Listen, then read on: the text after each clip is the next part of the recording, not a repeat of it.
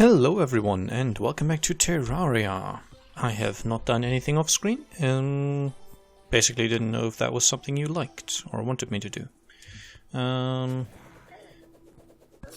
Wow. So yeah. The range on the bladed glove is a little short. I should really make a house that's actually spawn proof. And the problem is my natural spawn is in the middle of nowhere. Well, not quite in the middle of nowhere, but it's a little away from my house. And the way it works, at least from what I've understood, and I have not dealt with the in-game mechanics too much, but basically when there's no background or natural background, that means mobs can spawn. And they can only spawn off camera. Except for bosses, I guess, which can probably spawn on screen. I'm not even sure about that, but I think it's the case, at least for some of them. I know it's the case for some of them. Okay, let's go with that. So basically, once I move too far away this way, mobs will be able to spawn up here. I think it might only be those few spaces here which actually have no background for zombies. I'm not sure if they can spawn with a background, even naturally generated one. But if I really want to be spawn proof, I need to actually replace this grassy green background with background I have built, created, whatever myself. But for now, I think we will just firstly let's make a few platforms. Actually, I will take the boreal wood which I put away and make all of that into platforms. I just stored some stuff that I didn't think I'd really need in this chest. And let's just dig down here, I guess. This will be slow. I didn't hear any feedback about whether or not you want to see me skip stuff or not. But then again, I only just released the video maybe a minute ago or so. So, yeah. Not really much of a chance for feedback there. Okay, that's my bad. I was worried for a second that that might be my an enemy. Sorry. Okay, let's put down a torch, and I think that's the maximum range I can put platforms when going up. Apparently so. Okay, I might be able to actually jump even further than that. Let me guess, I will not be able to beat you, right? Oh, I am. Nice. The other guy was carrying a, I don't know, I guess a ripped off arm from what it looked like. And those have higher range. You can see like... Nah, I don't like when I use the word like in that sense. These guys down here, they're carrying a kind of weapon that gives them extended range.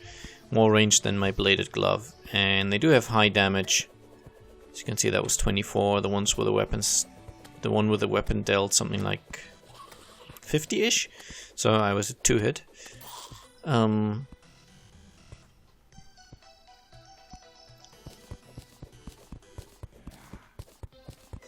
yeah, ever so slightly dangerous. And that's an expert mode thing. In normal mode, zombies will not be carrying any weapons of any kind. I believe you can even get ones that can throw bones, so ones that have projectile weapons. I'm dead. Wow, I dropped 44 silver. How did I get so much money, I wonder?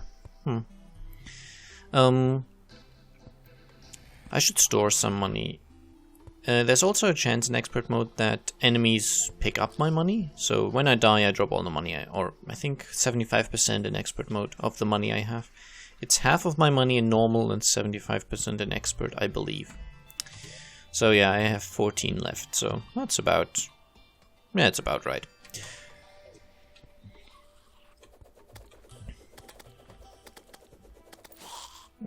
Okay. So I should really... Is he still down there? No, he's not. Interesting. But my tombstone is.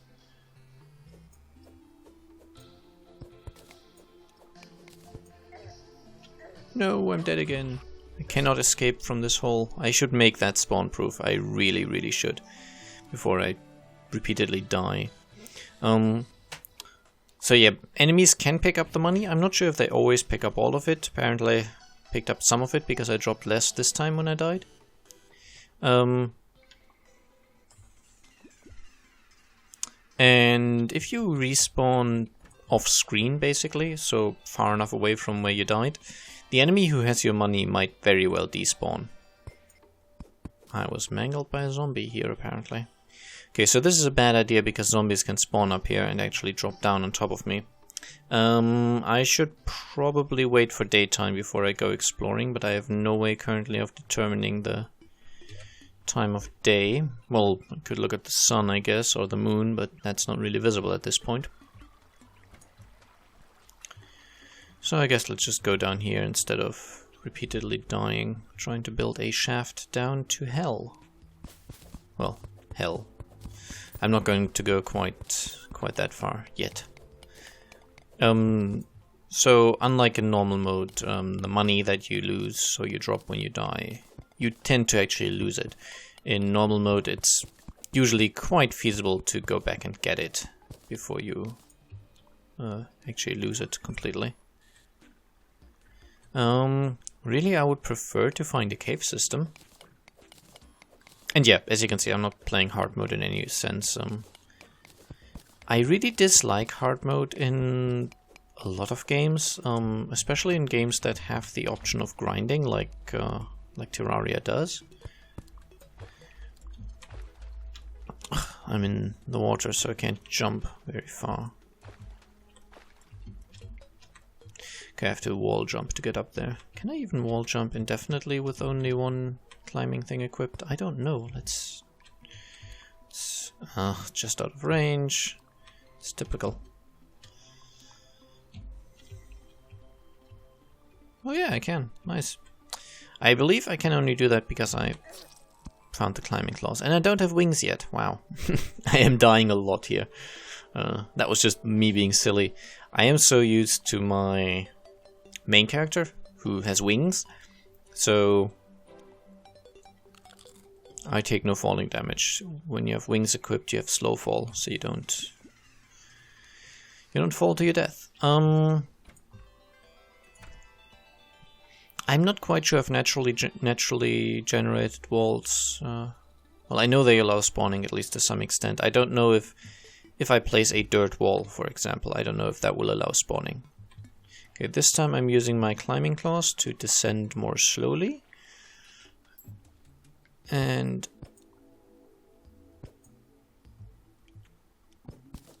not die from falling damage like a nub.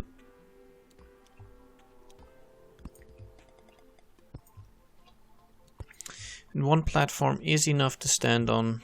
I did not do the spacing here right at all. Thing is, eventually I will get wings, so really doesn't matter that much. Torches for light, so you can see better. And then let's go further down here, and firstly let's drain this water.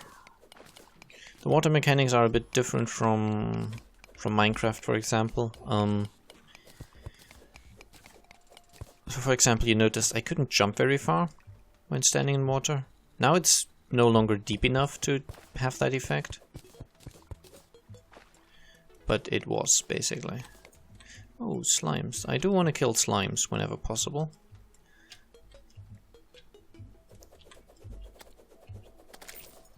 Firstly, they're quite easy, and secondly, I get gel from them, so... Okay, this jump is now quite doable. I would not mind finding an actual cave system, though, so I'll mine over to that jellyfish you can see in the bottom left corner. And my initial housing will not be pretty. Right now I'm struggling to survive even. Mostly against the enemies. Oh, that's not actually background. I should probably place torches on the ground then. You can see there is a background here, but that's actual background. That has no influence on the mechanics of the game, really. It's a reflection of what biome I'm in more than anything else. And up here, I'm not sure how well you can see it. You might want to go full screen to actually see it. This is actual dirt background. It's a dirt wall. It's actually... I could craft dirt blocks on a dirt wall and actually place these. and that affects mob spawning and such, and I can place torches on it, as you can see, kind of stuck to the wall essentially. And this here is just the actual background of the map, which I cannot place objects on.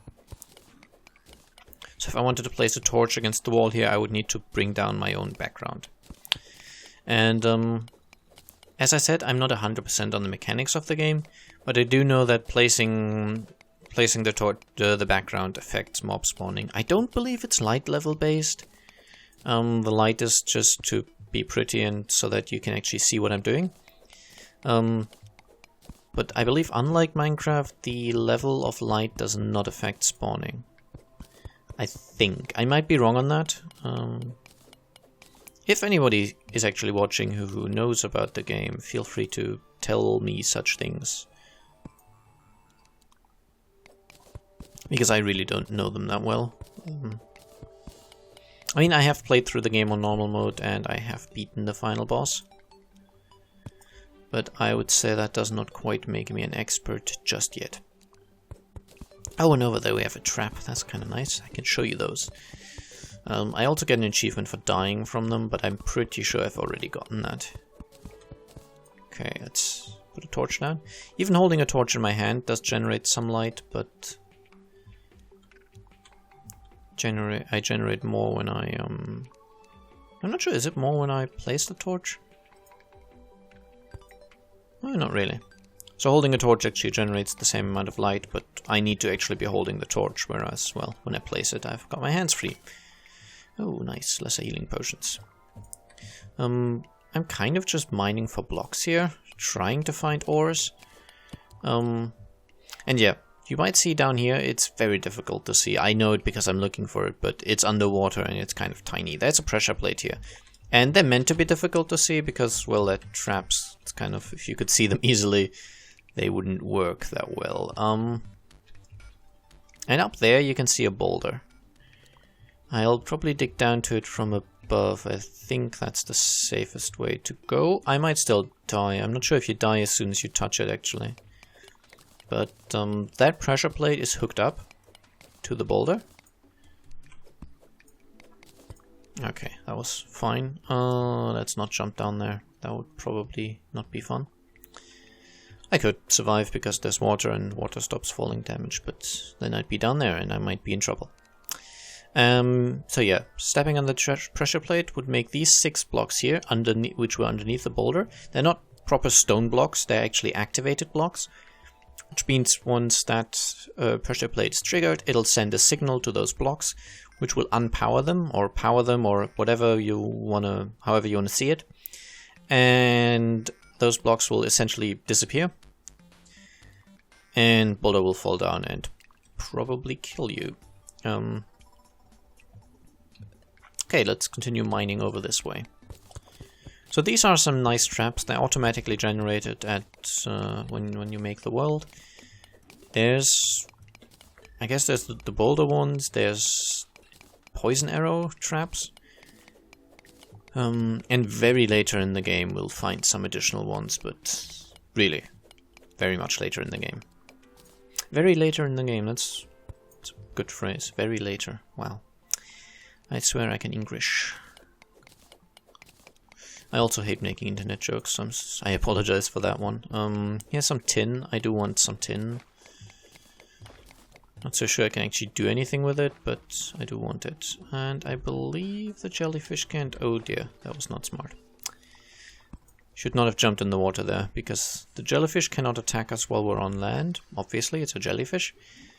But it can attack us quite easily once we're in water. And I don't want to know how powerful they are, really. So we're just gonna close off this little pool and have him as our little pet until we leave the area and he despawns, or she, I guess. No jellyfish to be seen down here. Yeah, also no stuff that I actually want.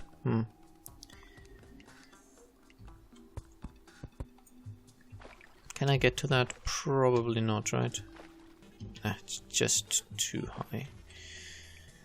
Oh well. I will have to mine up a little. Get rid of... No, not rid of that. Get rid of that. Thank you. And instead place the wood platform. I'm guessing here. That should work. Yeah. It's all a little finicky sometimes when you're in the early game. Late game you will get a lot of movement options. And those help move around and sort of make it easier to traverse difficult terrain. Right now I have a single jump. Oh, it's a yellow slime. They're a bit more powerful than the green ones. And the blue ones, I think they're actually quite dangerous. So, how about you stay down there?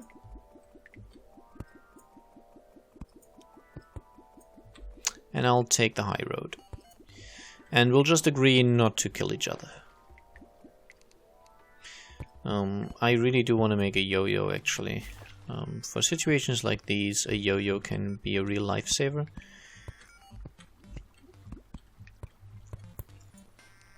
And I do like that they put in yo-yos. I think the lead developer really likes yo-yos. And so he put in yo-yos as weapons. And they're actually very powerful. There's a late game yo-yo, very late game, drops from the final boss. So really late game, called the Terrarium, which can output insane DPS. I think it might be the highest single target DPS you can get in the game. It is super powerful. Oh dear. Can that slime? Yeah, he can get to us. Oh dear. But if we just stand here and spam our bladed gloves, we're fine. Might be a little cheaty, but you saw me get them on screen. I did not get those from my other world. They are a legitimate drop I got from a monster I defeated. And to me that means they are fine to use. There's no reason to not use a weapon that you got just because it's a good weapon. I always dislike that in Dark Souls. You get that quite a bit when you happen to find a good starter weapon. I mostly got that with the Dark Knight weapons. So you find it. You kill a fairly tough enemy quite early on because, well, you can, I guess. And that's an earthworm. They're not too bad. But yeah, you kill a fairly tough enemy. You get his weapon. I mean, it's a strong weapon. But it also requires a stat investment, so you farm the souls to be able to use it. And then people say, oh, you're such a noob, you're using that noob weapon.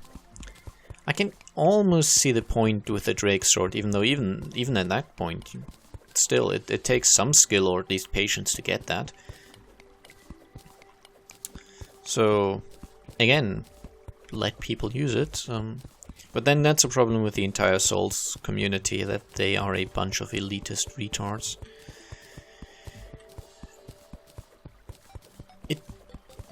I like the Dark Souls games, or I like Dark Souls 1, I don't really like Dark Souls 2. But the community is abysmal. I have rarely seen a community that's so terrible. I've never gotten much into these MOBA games, so League of Legends, Dawn of the Ancients, stuff like that. Or LoL and Dota, as they are always called. Never got into those, so the one League of Legends game I played was terrible. I mean, it was the first game I played, so I was being really bad. And the other guys I was playing with were incredible dicks. I have never heard such a just constant stream of insults hurled at me. It was, well, I mean, I guess it was fun in a way, showing me that, okay, so that's the kind of community I can expect here. I'm out of here, you know, I did not touch those games again. Well, yeah, Souls games are not much better.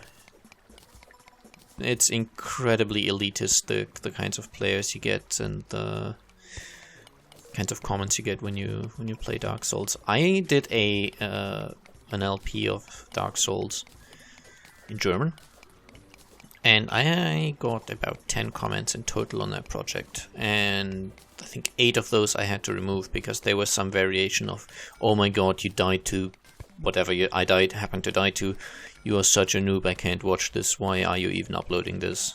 Stuff like that.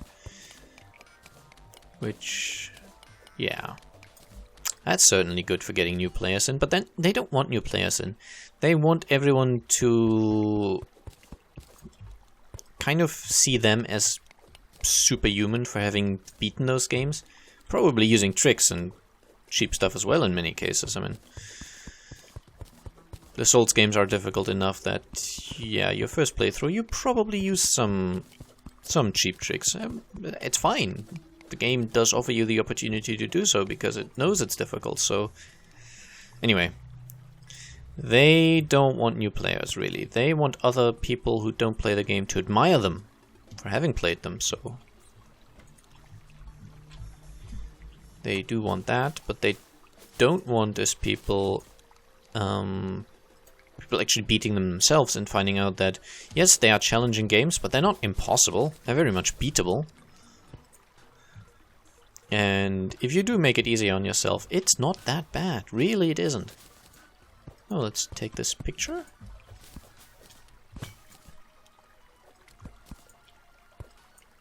Nope, don't do that. I want this. Okay, fine, never mind.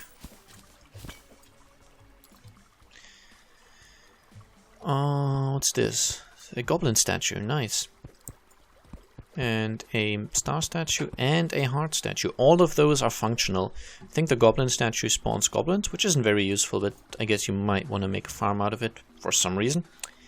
Heart Statue, I think I've explained before, and the Star Statue spawns stars. And let's check the chest now. I'm sure you're all aching. Oh, nice. Band of Regeneration slowly regenerates life. Sadly not enchanted, but quite frankly, after the lucky and menacing on those two, I can't complain about luck in that respect. And we also got another recall potion that's kind of handy. And 9 silver bars. I don't think that's enough to do anything with, but funnily enough. Let me re-enable the easy mining thing. As you can see, it gives me this yellow cursor highlight thing, which basically it makes it easier to mine most of the time. If you're trying to build tunnels or trying to dig out pockets of ore, that easy mining thing is really the way to go. And in other cases you really don't want it. Okay, let's see, those contain money, it's fair enough.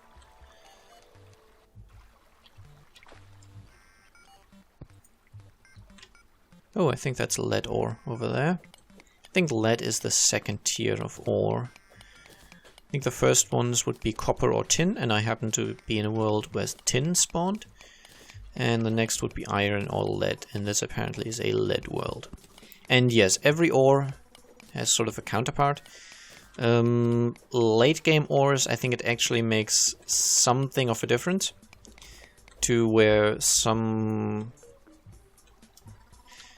I'll just make up an example. This might not be factually correct, but it will illustrate the point. Let's say you get either mithril or cobalt as your first hard mode ore. And again, it's random. Each world kind of generates with either one or the other. You can't get both. Anyway, let's say I get mithril instead of cobalt. And so the mithril armor might, let's say, have 2 points less defense, but increase my arrow damage by 1% more, or something like that. It's kind of the way it works. It's a simplified example, but essentially there's slight differences, nothing major, but it's tiny differences between the different ore types, and I don't think that's enough lead ore to actually do anything with, but maybe. Again, nothing major, so you don't restart a world because you get the wrong ore type, basically. It's tiny differences. I believe the ones we get at the moment in easy mode are actually completely the same. So lead and iron will be functionally identical, just look a bit different. But I'm not actually 100% sure that's completely correct. Oh, that's ore as well. Wow, I completely missed that. I mean, I could use ropes instead of platforms, but might as well. Oh, that is... what is that? Platinum ore. Nice, and quite a big vein. Platinum is actually... it's on par with gold.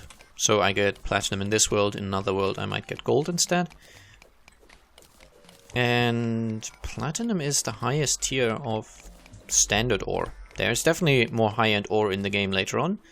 But I guess as far as normal mode ores go, platinum is among the best. I don't really need that much clay yet, so I'll just kind of mine through this. I'll put down a torch in just a second. Sorry about the light.